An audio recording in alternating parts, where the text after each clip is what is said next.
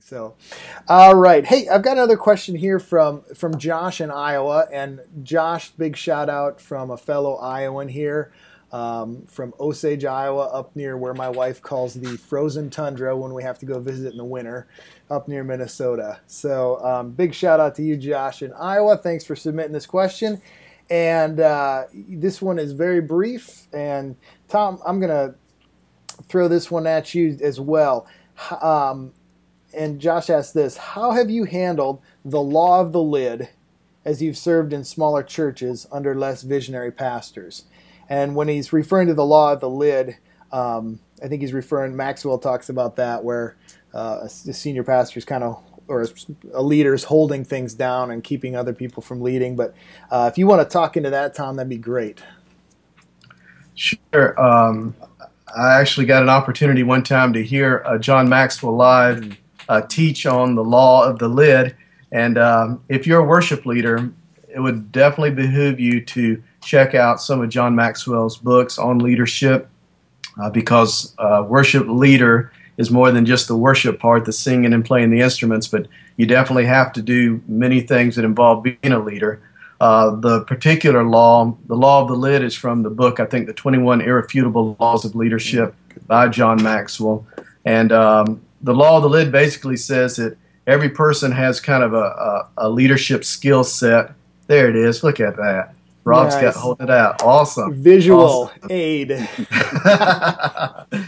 But this skill set of leadership skills is going to be like a lid on your organization, and nothing will rise higher than the leader's personal set of skills, of leadership skills.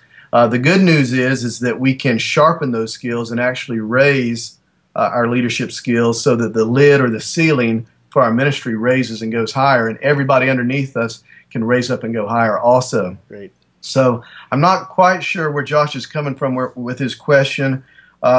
He is probably a worship leader at a church where maybe the senior pastor, in his opinion, may not have a high set of leadership skills, or is a very visionary leader.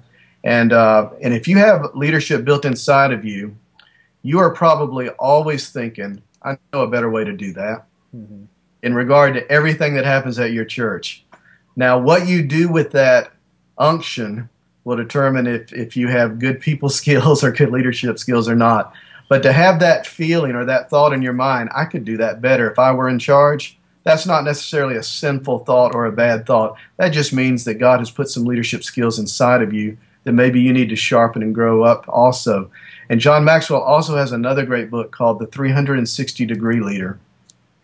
And that one actually answers your question. Look at there. Oh, my goodness. Wait a minute. That's you just did the 360. Okay, let me call out another random book and just see if you can pull it out in 3 seconds. I don't know. Rob, you are amazing, buddy. This is my visual aids. I don't know if I should go right or left because I don't see how this is recording, but somewhere helping me with visual aids. But that particular book, which was product placement right there, John Maxwell should pay us some money for this show, by the way, as a sponsor.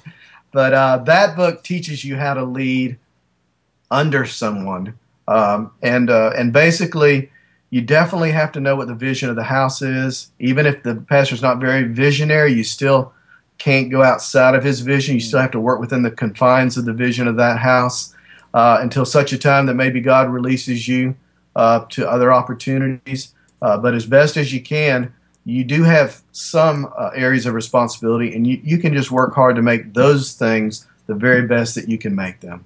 But there's not a lot you can do to change your pastor's level of vision or his level of leadership skills. What you've got to do is change yourself and how you react and respond to that, so you make the absolute best situation for the people underneath you.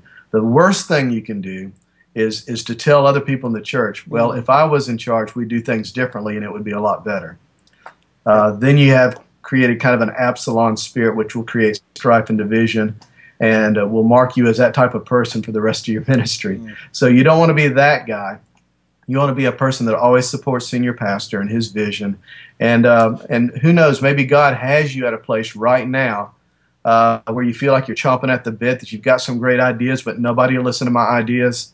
But you know what? God may just have you at that place right now just to learn some patience, to learn how to go deeper in our prayer life, and learn how to see things happen in the spirit realm before they happen in the physical realm. So that's just my advice to you. Yeah, good stuff, Tom. Some of the That's things good. you said in there, just working within the confines of the vision he's been put in, and really it's about how he responds, and then just dealing with the Absalom spirit, just the idea of David's son. I just, that's a great picture of rebellion against authority and things like that. So, Rob, you want to comment on that? Have you read Yeah, anything on any of this at all?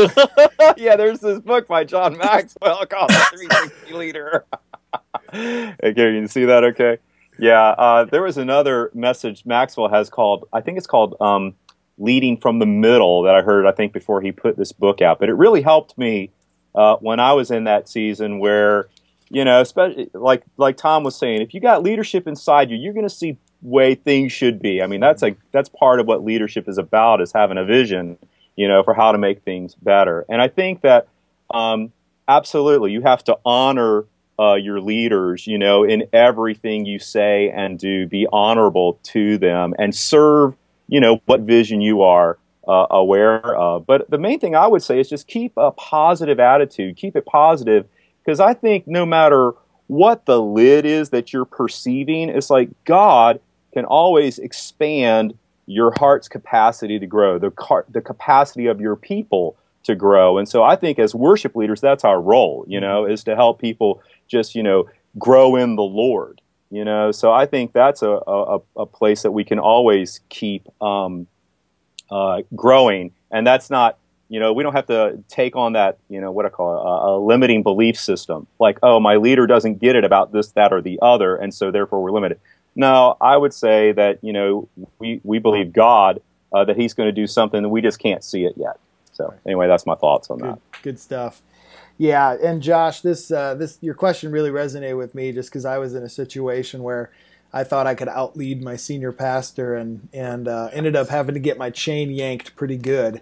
And I learned an important lesson that authority comes from position, regardless. It doesn't come from talent. It doesn't come from But if God's put someone in authority over you, that's they've got authority, and and it's something you have to deal with, and I learned that the hard way, but it was a good lesson for me to learn. So, and hopefully you're not in that place. Hopefully you're a lot more mature than I was, and just the fact that you're asking the question is good, because I don't think I was asking the question. So great stuff.